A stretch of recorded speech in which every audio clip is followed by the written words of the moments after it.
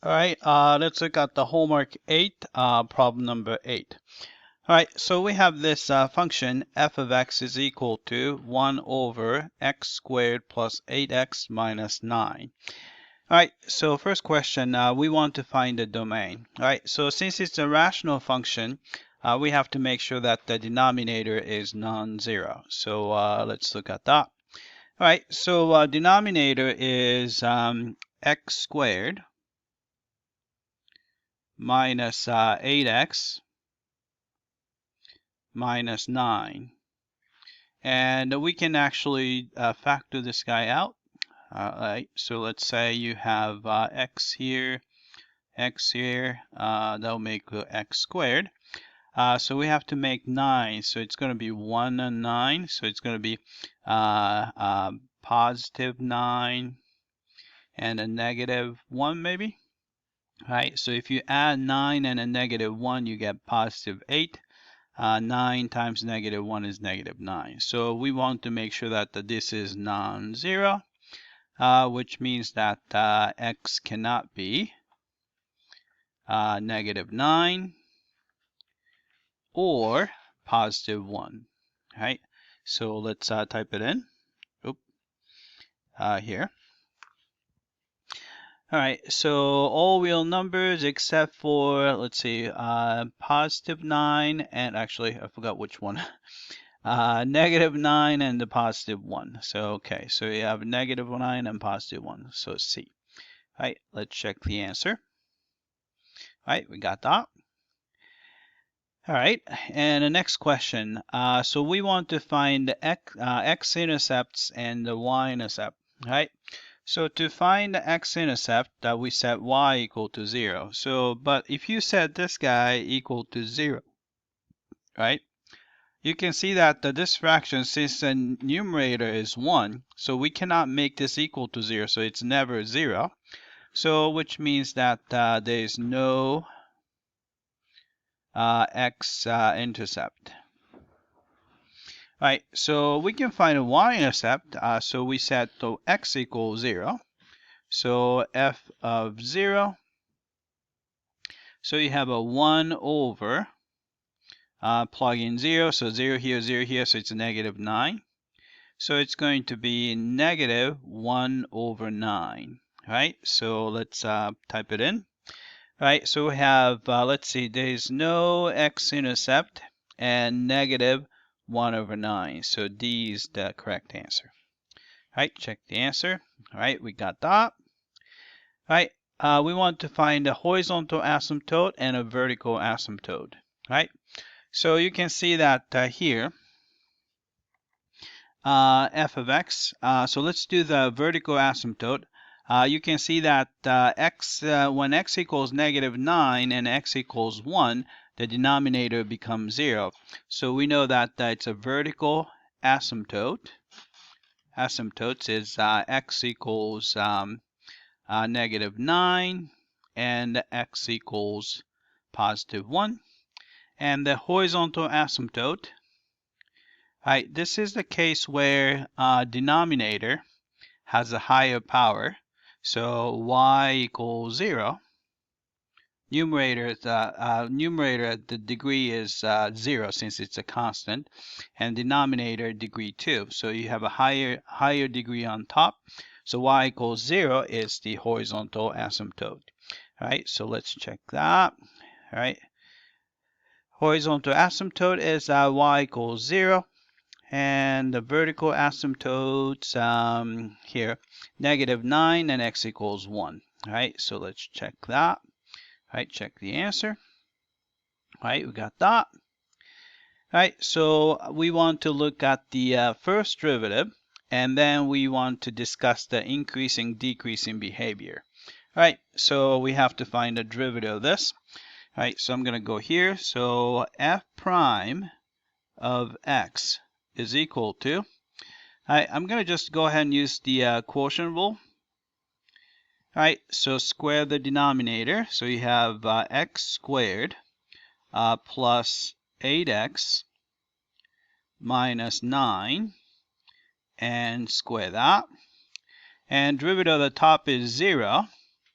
times the bottom is going to be 0 anyway, but I'm going to write it down. So plus 8x minus 9 minus numerator 1 times the derivative of the denominator, which is 2x plus 8. Right? So we can cancel. 0 times anything is going to be 0, so we can scratch that. And then we can probably pull out the 2 there too. So it's a negative 2. So I'm going to put negative 2 outside. All right, so if you pull out the 2 from x, you get x.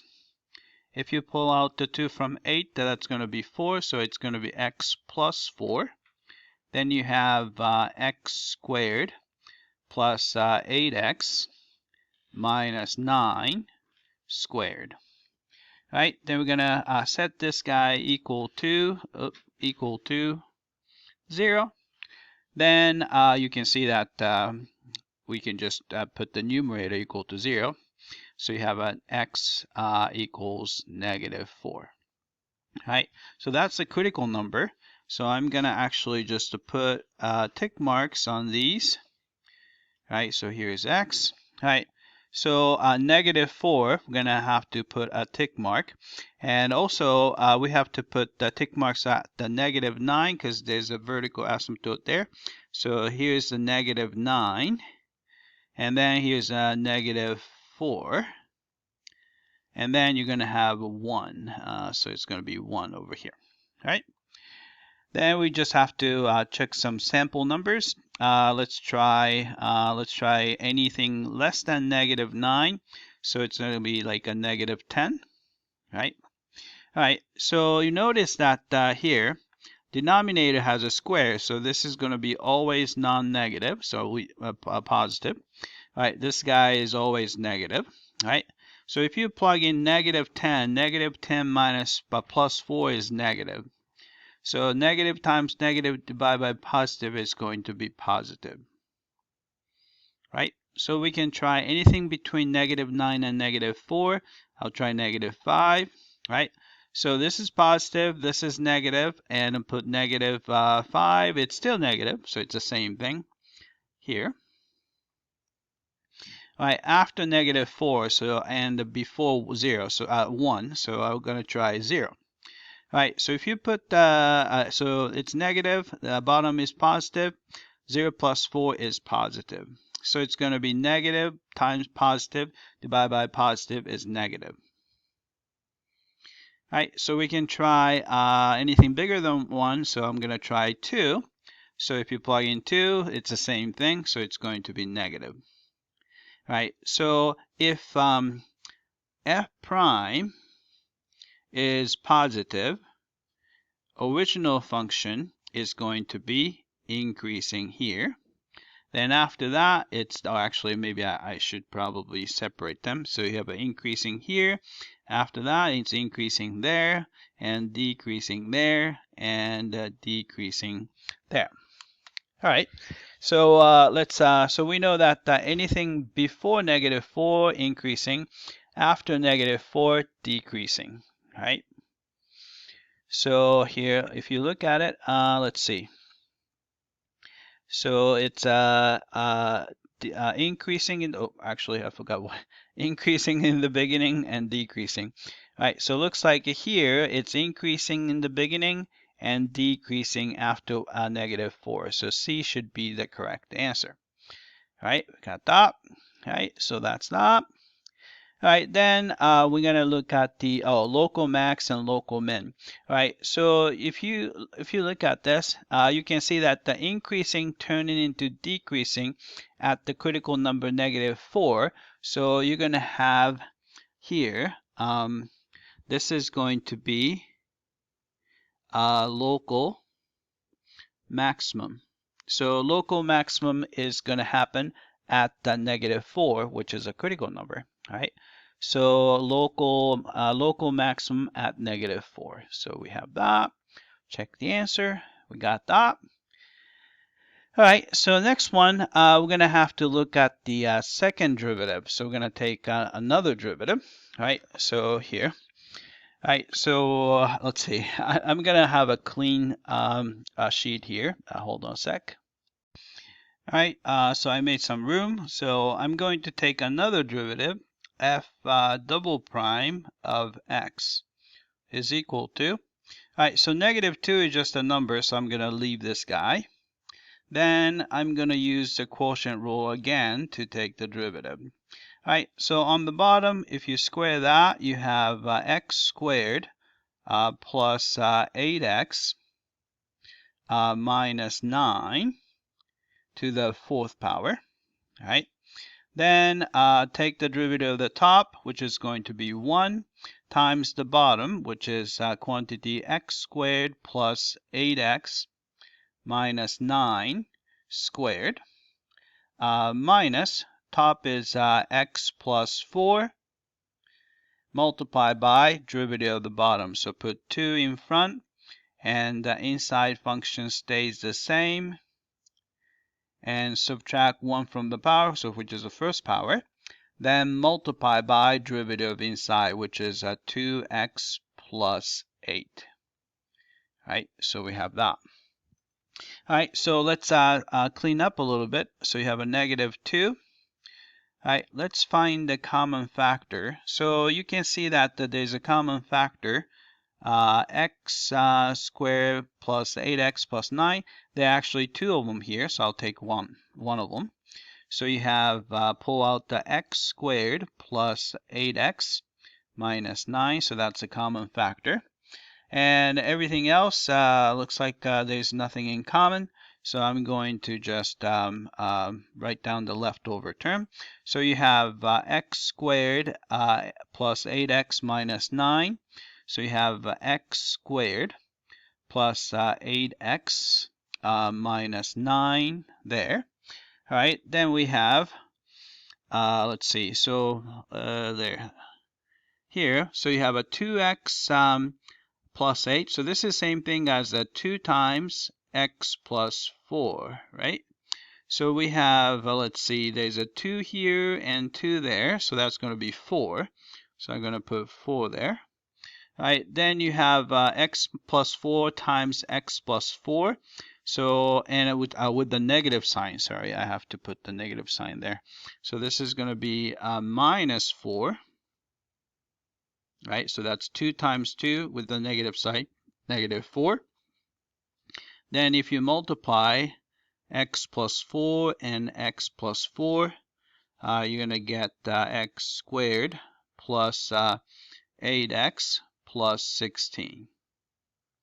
Right, and then on the bottom, you still have x squared plus 8x minus 9 to the 4th power. All right, then we can just clean up. So you have one of these, and we have 3 of these here. So 4 of these, so we can keep 3 of them, cancel one of them.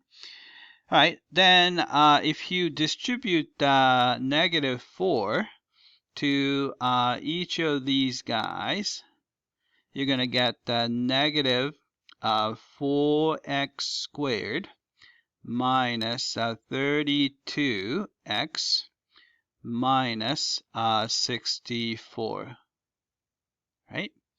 Then if you clean that up, you're going to get this. So you have a -2.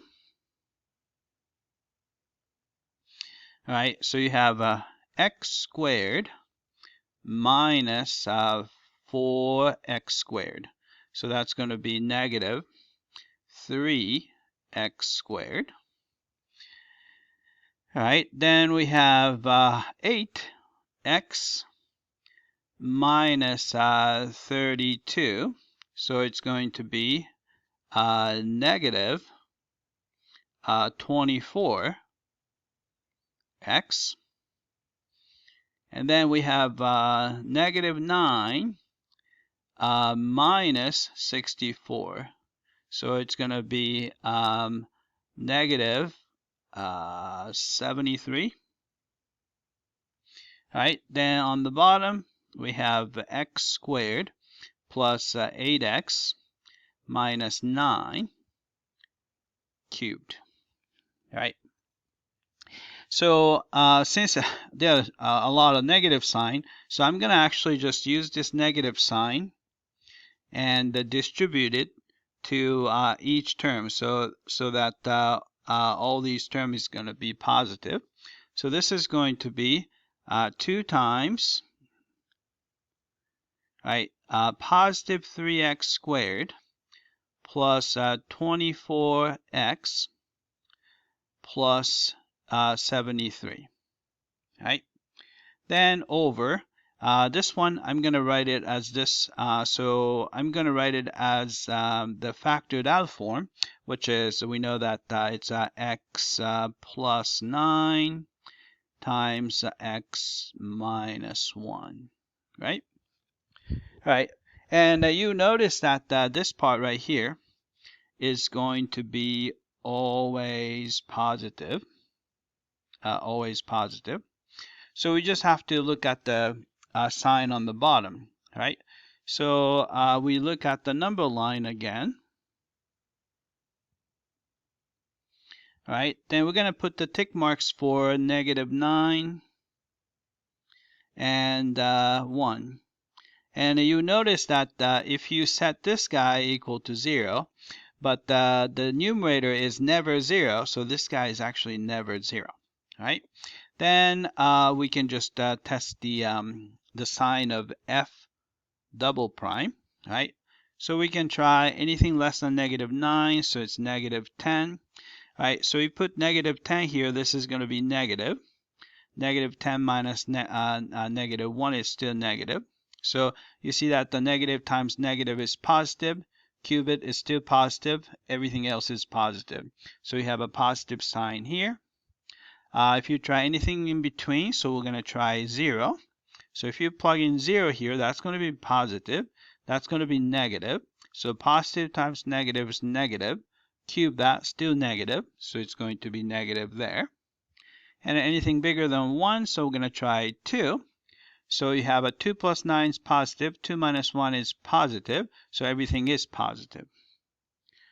So we know that concavity, so original function is going to be concave upward here. In the middle, concave downward. And then you have a concave upward. All right, so let's answer the question. All right, so you have, excuse me. So you start out with the concave upward. So we have a concave upward on this interval, and in that interval, concave downward. So this fits the bill, right? So let's check the answer. All right, we got that.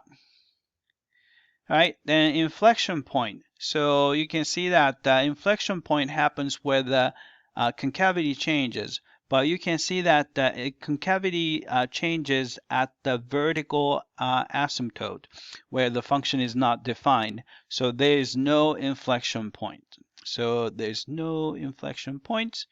Do that. All right, we got that.